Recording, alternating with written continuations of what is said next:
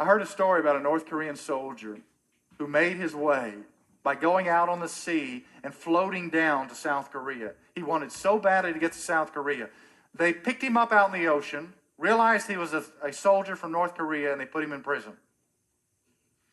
While he was in prison, a pastor was visiting in prison and came across him and asked him about his story.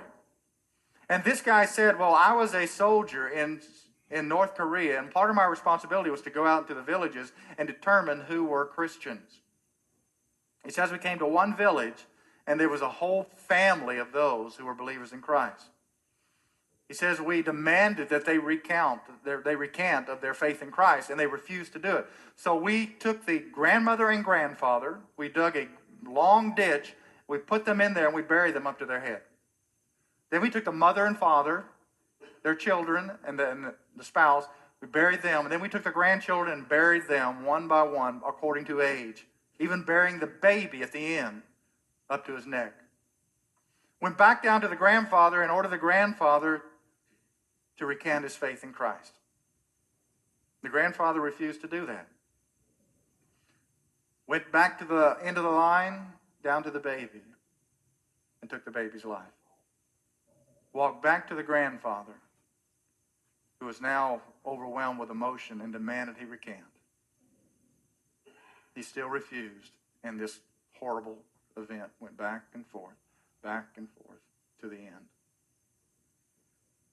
And this soldier wanted to know where that came from.